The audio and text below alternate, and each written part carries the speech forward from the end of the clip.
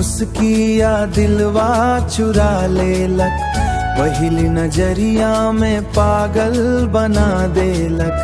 जखन तू धीरे सँ हंसी क देखै छै, हियाक धड़कन बढ़ा देलक।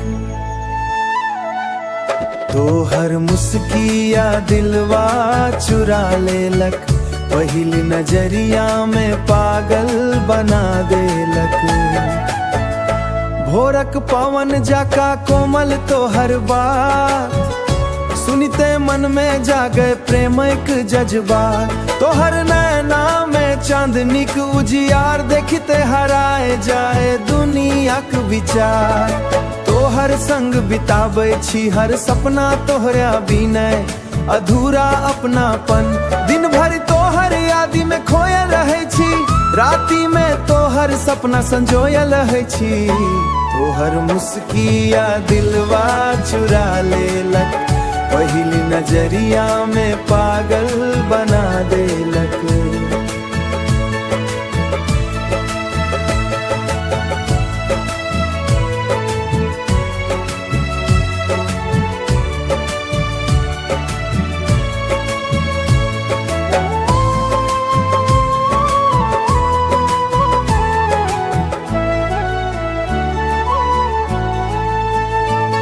पायलिया के छन छन मन बहकाबै, तोहर हंसी दिल में प्रेम जगाबै। गामक बाट पर जखन तू चलै छे, फूलो तोहर स्वागत खिलै छे। हाथ पकड़ क संग चलू सजनी, प्रेमक रंग सँ भरू जिंदगी। तोहर रंग सँ भरू जिंदगी, तोहर नाम लिखल अछि हृदय पर। रहब रे संग हर पल हर डगर। धीरे धीरे बढ़ल प्यार, तोहर बिना लागे संसार बेकार। रब सँ एतबे मांगै छी, तोहर संग कटे जीवनक बहार।